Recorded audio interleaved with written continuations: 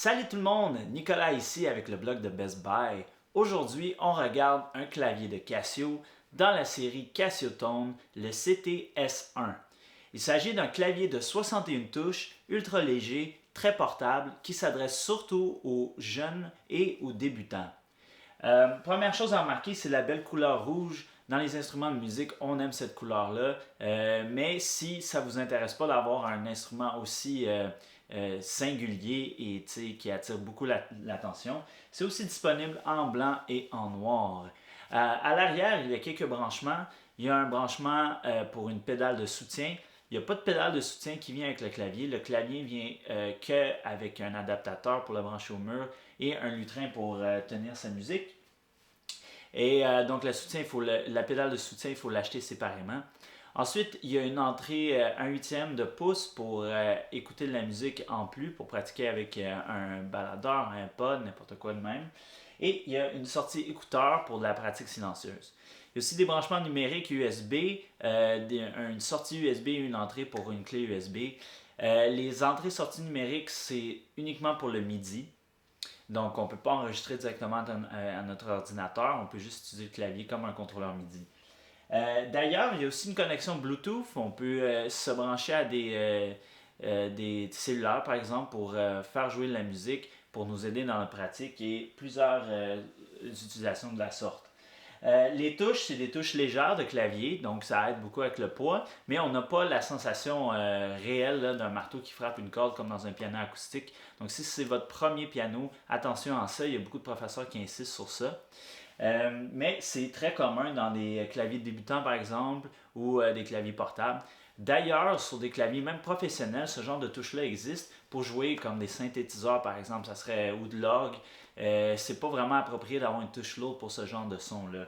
Mais ceci étant dit, sur ce modèle-là en particulier, on a une touche légère. La touche, elle va réagir à la force à laquelle on joue, dans le sens que le son qu'on va entendre, il va se marier à la force qu'on utilise. Donc si on joue fort, le son va être fort et vice-versa. Le clavier lui-même a 61 sons intégrés. Dans le fond, il y a un son pour chaque touche du clavier. Mais sur les contrôles ici, on a accès rapidement à 35 sons différents à l'aide d'une combinaison de boutons. À part ça, il n'y a pas tant de caractéristiques additionnelles. Il n'y a pas de côté arrangeur ou d'accompagnement. On peut juste s'enregistrer. Il y a une option de métronome qui est pas mal utile pour la pratique. Il y a des effets intégrés comme de la réverbération et ça, on y a accès avec une combinaison de boutons et de touches. Mais ceci étant dit, c'est pas mal le tour des caractéristiques de ce clavier-là.